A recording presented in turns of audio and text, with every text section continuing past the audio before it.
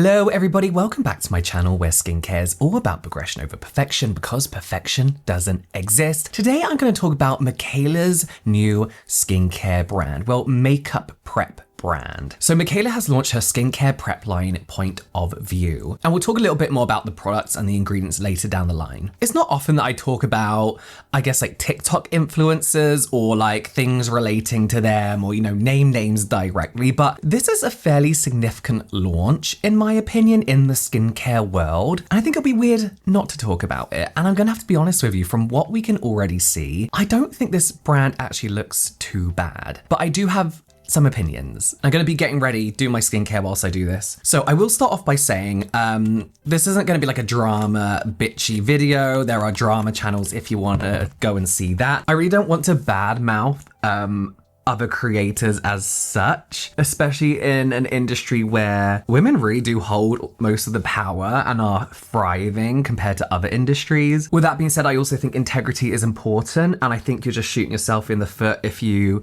as an influencer, make certain choices. That's all I'll say for now. So I'll be honest with you, I don't know much about Mikayla. I know she's a huge beauty TikToker. It's kind of not like YouTubers where you either do makeup or skincare. There's no one who really does both of them, but Mikayla seems to be known for both. I mean, I know her for like Glow Recipe, and of course she's had her controversies, but as I mentioned, I'm not doing a drama segment, I'm not a drama channel, but she is now a brand founder, and I do discuss brands and their founders, which we might dive into at a later date. And this does appear, from what Mikayla has been saying, to be mainly a makeup prep line, and I do think that's different to skincare, even though when we look at the products, they're skincare. But I do feel like makeup prep products, although technically they may not be formulated any different to usual skincare, there are things that makeup prep skincare tends to look out for, like not pilling, being able to work together, like lighter textures. So it does feel, oh, that hairs, where's my Velcros? So it does feel pretty on brand for her. And she did post a TikTok actually showing that throughout all of her TikTok career and her video posts,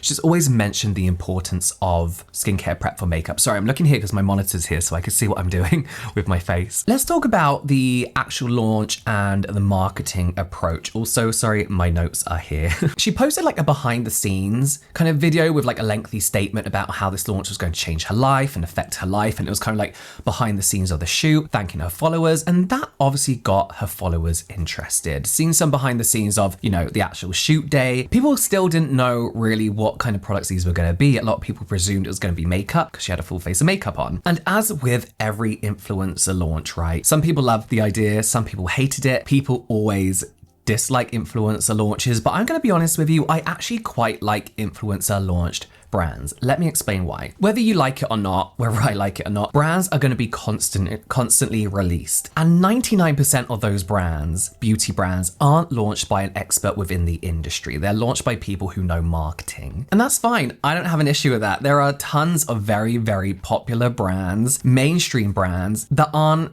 launched by experts in the field, but they work with experts. I think that's absolutely fine. I think what an influencer adds to the equation is their knowledge on what people want, the sheer amount of products that they've tried and what they're looking out for, what works, what doesn't. And to be blunt, I'm pretty sure these people are just going up to formulators with a product they like and being like, can you do this, but change it a little bit? Do you know what I mean? I'm not saying that's what Mikayla did, but I'm pretty sure that's how a lot of brands work. So when people are like, only dermatologists, only cosmetic formulators should be launching brands, that's not the way, that's never been the way, and I don't think it's ever gonna be the way. I think it takes a whole team of different viewpoints to make a decent brand, Let's talk about the videos a bit more and the marketing aesthetic, because I think this is the one thing that confused me, I would say. And I want to preface this by saying, by no means is this meant to be like a dig at Mikayla or disrespectful or anything like that. It's just my personal opinion as a consumer, as someone who likes to deep dive into brands. I think her own created TikToks are more compelling and a better branded advert than the actual videos they shot. So let's watch this announcement video together.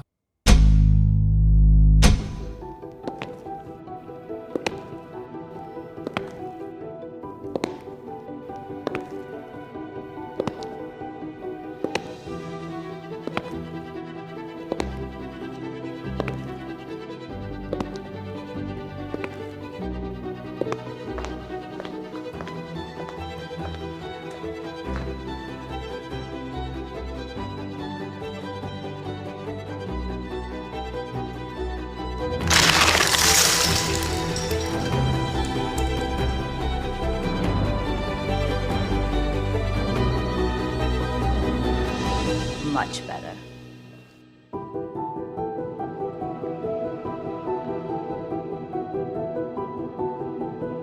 So I get that it's a skincare makeup prep line, right? So how makeup looks with these products is going to be important, but I don't think a full face of makeup. I don't know what full glam looks like anymore, but as a non-makeup person, this to me looks like full glam. I don't think this works for it. There's a real disconnect between everything, who Mikayla is, what she's wearing, her makeup, the studio setting, the table, the brand identity itself, the way the products actually look. There's a real disconnect. And it feels very disconnected from the word skin prep, from the word skincare. And it feels like we're seeing less so of what the brand is and what the brand does. And this almost feels like we're being sold something on like tele shopping, you know, almost like the home shopping network kind of thing is how it looks presented. That's not a dig. I fucking love QVC and the home shopping network. You know, she looks like she looks great and ready to present this range of products that don't necessarily look like they belong to her. Well, we'll talk about this more in a minute because I don't necessarily think also people need to be reflected in their brand. What I personally think would have worked much more, be much more effective is seeing the prep. I know this is just a real quick tease and we do actually see product textures and shots later. Like the noise of the industry and all the product launches and oh my God, it's chaos, blah, blah, blah, blah. And then she like bashes everything off the table, puts the products down, she's like, much better. I love that. I think that's like really, really cool. It really gets the idea across that it's all these products in one kind of thing. But there's just something about this that like, they don't look like their products. You know what I'm gonna say though, actually as well? All the products we're talking about today, where she's talking about her own products, should be labeled as ad, technically. Even though it's painfully obvious, they should be labeled as ad, right? If the creator has a monetary interest in the product, in the video they're shooting, you have to declare it. I hate that this is just shot in a white studio with a cheap looking table.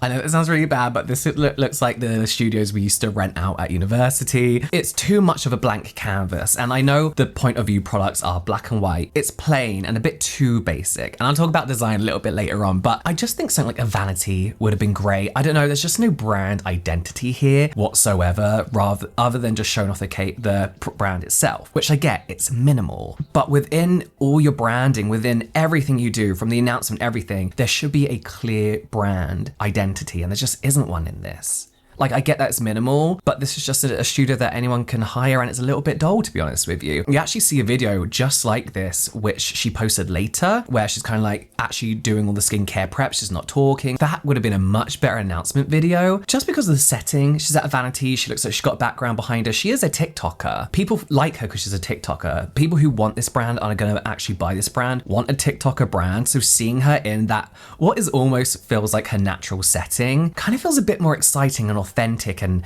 branded than this plain studio. Even if she did the exact same thing, but in a vanity room setup, it would have made much more sense. Seeing her skin prepped for makeup, maybe with, if she wants to cheat a little bit, light no makeup on, it would have made more sense instead of a full face of makeup to me as well. As I mentioned, I actually think her own TikToks are a better advert announcement for the brand. Like, I don't think that first video, the announcement video, drums up much excitement for anyone other than her followers. The other videos, however, are a lot more intriguing, but I actually think that may be their plan of action anyway. I think they just shot a quick announcement video with some models, and that was kind of it. Probably on the day that they were taking product shots and model shots, you know, for the website. There are close-ups coming as well, excuse me.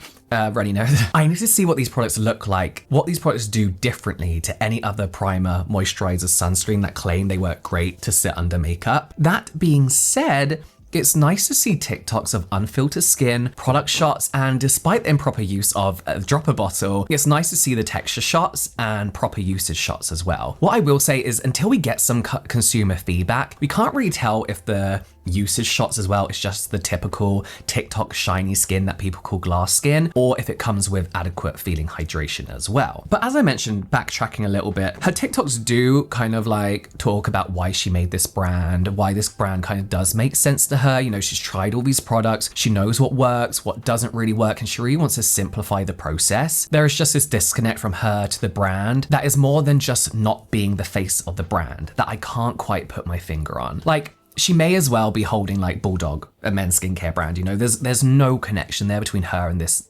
packaging even. I feel like there is a way to keep your brand minimal and not have, you know, too much detail on the packaging and still have some form of brand identity. This may as well be lab packaging. And this is where I'm confused from what I would do as an influencer if I was about to launch a skincare brand. How much of my identity would I actually want in the brand, you know? Because I wouldn't want to be the face of the brand. Like, people are criticizing this brand, including myself, for being so detached from who Mikayla is and what she's known for. This brand doesn't match her aesthetic. And that's where I'm like, as a brand founder, if I was to be a brand founder, how much of you do you really want to put into a brand visually? If I were to launch a brand, I wouldn't be the face of it. I'd advertise on my socials, obviously, but I wouldn't want my face in all the ads. Like, it wouldn't definitely not have my name in it, because I want it to stand alone as its own brand, right? So people shopping in Boots or CVS don't need to know who I am in order to enjoy the products, but they still need to know what the products are. That being said, as an influencer especially, you are the brand, right? You are essentially creating merch for your followers. People do want to see you reflected in the brand. When I think of Mikayla, I think Glow Recipe, Kosas,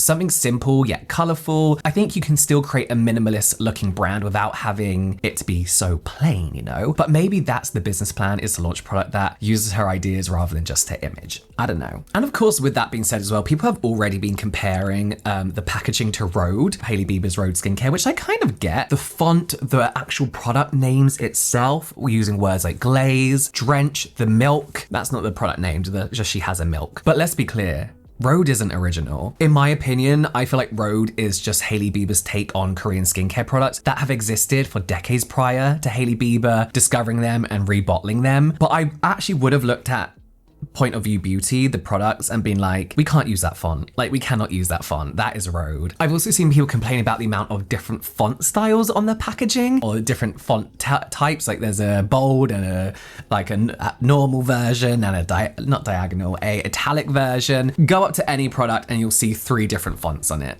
Right? You probably can't see that. The product name, description, brand name, you're gonna see loads of different font styles, but I do get that this kind of looks not right. Do I like it? No, it's not to my taste at all. But I do think, that being said, minimalist packaging is hard to do. Rhode works because it's not just white, so it doesn't look clinical. The Ordinary works because it technically is kind of clinical. This is makeup prep, so I do feel like it could have had that little bit more personality. This is an odd thing to say in 2025, but there's a very masculine energy about the packaging. Is a little bit for men. It instantly reminded me of the brand The Grey, just because of like how simple it was, kind of thing. I think like brands like Versed, for example, do minimalist packaging very, very well with their identity on it as well. So not only is there a lack of connection, in my opinion, between Mikayla, who she is, and the visuals of the brand, but also the packaging of the brand and what's physically inside that packaging, like what you're gonna find within it. What I mean by that is, if you're shopping, right, you're just shopping wherever. Sorry, I feel like I'm rabbiting on. I've got no real plan with this video. I'm just talking out loud. I feel like there are certain rules with design aesthetics, right, that we associate with certain types of products. You know, nowadays it's not just like blue and black for men, pink for women. Like, it's not that type of thing anymore. I almost feel like skin prep is a little bit more luxe. Like, we're thinking like Charlotte Tilbury, for example, and less basic and clinical. Glow Recipe, skincare, sensorial experience. CeraVe, plain because it's clinical, effective. Rhode, simple, somewhat clinical, but modern formulations. You know, their packaging just kind of gets it across. Speaking of packaging, I have to say, I love the moisturizer packaging. The moisturizer with the little twist to reveal the spatula. I've not seen anything like that before. I've seen spatulas held within packaging in creative ways, but oh, maybe I have seen the twist before. Maybe I have seen the twist to reveal spatula before. I don't know. However, when it comes to spatulas built in, I do get a little bit nervous about the preservative system. I do kind of hope this is just parabens, but it probably isn't gonna be, because Mikayla, has used the term clean and non-toxic. So let's actually look at the products themselves, shall we? I have a list here. As of filming this, products and prices aren't publicly known, but it does look like somebody on Reddit managed to basically, like, I don't know,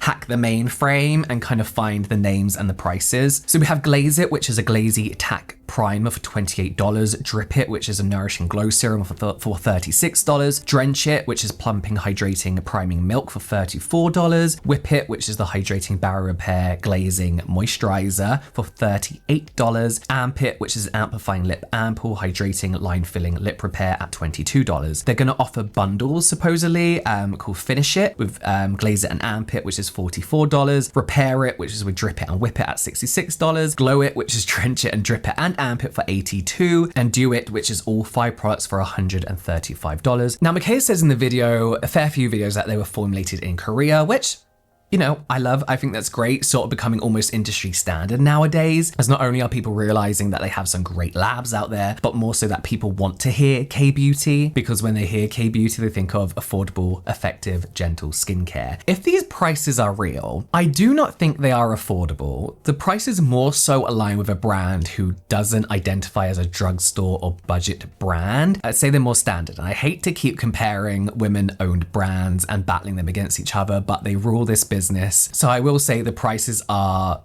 very comparable to Rhode, a few dollars off here and there. Do I think influencers or anybody needs to launch an affordable skincare brand? No, but I do think if they want to include their entire audience in their business ventures, and again, I always say it's pretty much merch, they should be thinking about their audience when it comes to what they're selling, then I think they should be aiming to make them as effective as possible and as affordable as possible. And whilst we don't know all the ingredients yet, I feel like there are certain ingredient choices that could have made the odd product a little bit pricier. Like in the Drench It Priming Milk, Mikayla mentions that instead of just using water as the main solvent, they've used rice water, which I'm sure bumped up the cost because of it's fermented rice water, because of the additional fermentation process required, the raw material cost in general. You could have still benefited from rice water further down the ingredient list, instead of having it as your main thing to mix everything into. So I do feel like there are ways that she could have made it more affordable. I don't know, it's hard to say when you're not in the business side of it as an influencer who has never really truly thought about launching a brand, but I always think if I did have one, I'd want it to be affordable, not cheap, but more affordable, right? But then I wonder through the process, do you think, well, if I want this product to be effective, I've got to add this, I've got to do this. I don't know that process. So I may be wrong as well, but from what Mikayla has said, there's niacinamide in pretty much everything and hyaluronic acid too. She also described it as a clean and non-toxic skincare line, which we hate, which I mentioned, we absolutely hate. It doesn't mean anything. None of your products are dirty. None of your products are toxic in any way whatsoever. This is one of the things that I feel like is a marketing thing that brands do in order to sell to a wide range of people. Importantly though, the products are fragrance-free, vegan, cruelty-free, derm approved, and designed not to pill. Derm approved, again, I think is one of those new marketing terms that people genuinely look out for. Other ingredients mentioned are in the armpit lip ampoule, there's hyaluronic acid spheres to plump the lips. Looks really nice, I'll be honest with you. It looks very, very nice with a triple butter blend. Probably shea butter, most probably. There's a milk toner we mentioned with a fermented rice water with squalane, niacinamide, peptides, glycerin. Again, sounds very nice. Sounds like your run-of-the-mill Korean milky toner. Nothing new, but sounds nice. The Drip It serum has panthenol, niacinamide, snow mushroom, apple fruit extract. That's when you know it's been made in Korea. Nothing amazing sounding, but as an everyday use skin maintenance serum, it sounds nice. It sounds nice. I hate the content of the pipette on the skin dripping over the skin. It's not how you use it.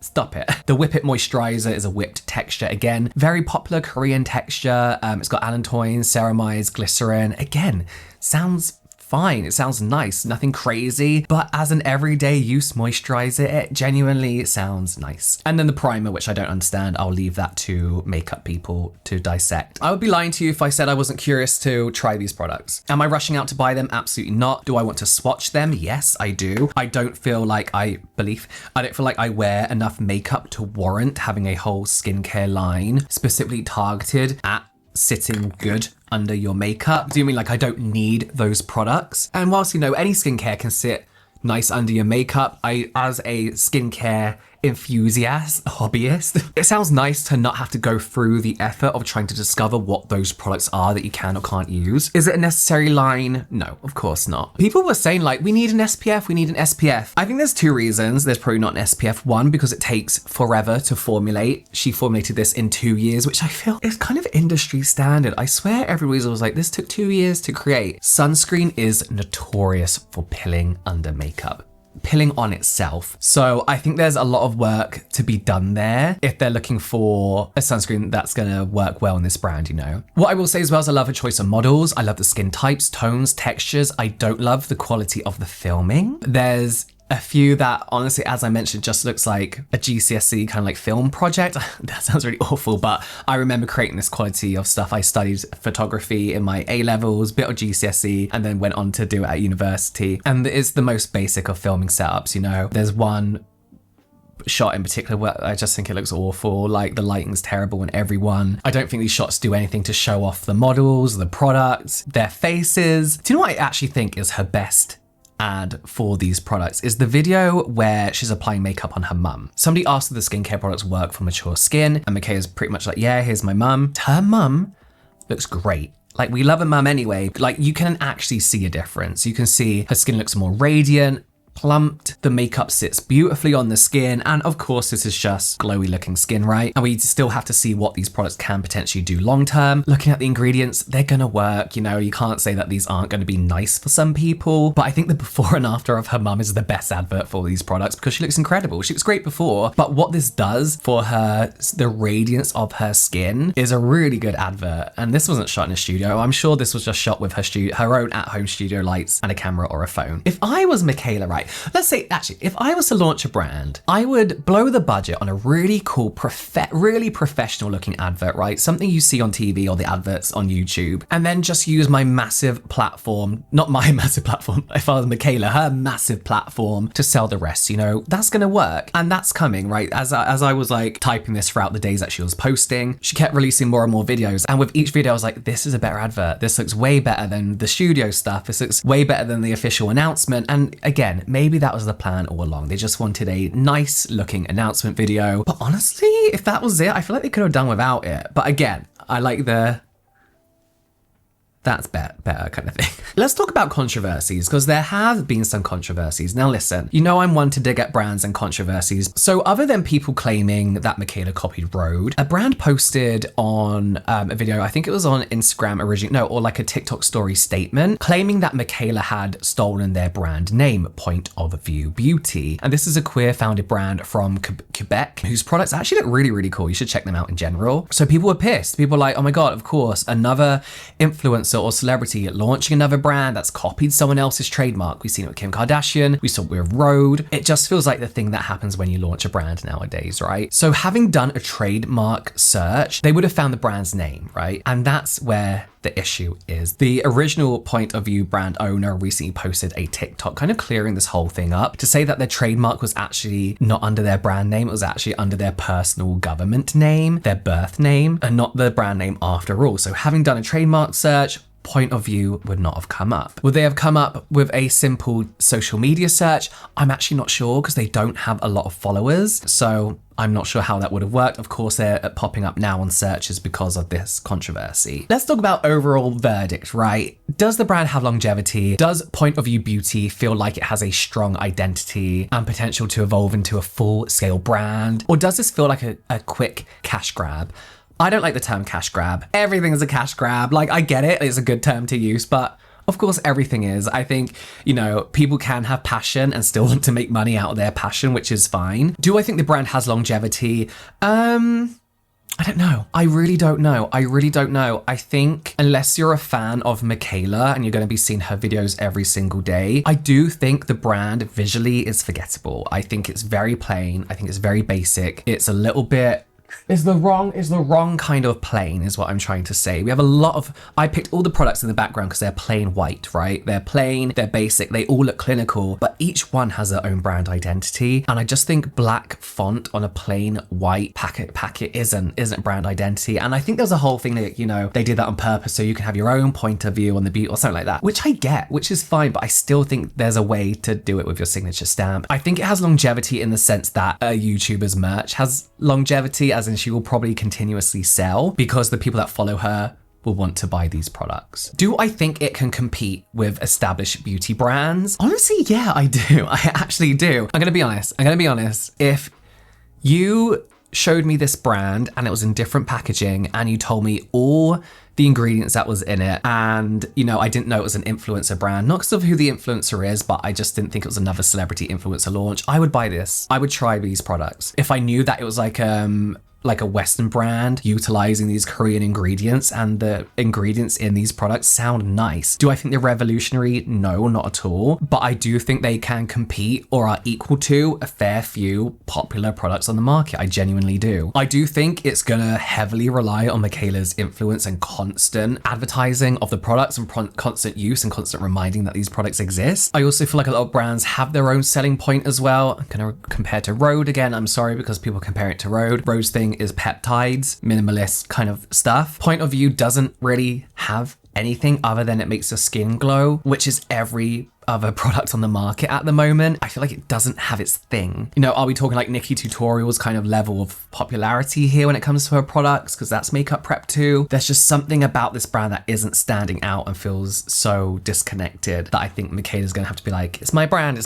you know? And that's really what I think is missing, really. The storytelling's great, you know, why she created the brand, etc., etc. I just think the severe lack of brand identity, and I think she's gone in the completely opposite direction, and it's just nothing. There's not a lot there. If I was actually going to buy something from this brand, it would be the lip product and the toner, the milk, because they're most products that I kind of use. The lip product looks great. I think it's very hard to go wrong with a lip product. It may be a little bit too glossy for me, but she did use a lot. They're using a lot in the demonstration, so I could probably just do a light layer. People I think would benefit from this most are, I would say, adult skin. I presume her audience is a lot younger, but teens of acne, breakout prone skin may struggle with a few of the ingredients. They might actually like some of the serum, for example, could be pretty soothing. I don't know her demographic, but it does feel a little bit more mature than what I think her younger demographic would use. I mean, they're going to use it because it's her, right? And they love her. So yeah, it's interesting. As I said, I hope that didn't come across as a personal attack to Mikayla. I just think it's interesting to kind of like look at these brands and compare them to other brands. But as I said, this is a significant brand launch in the industry within social media and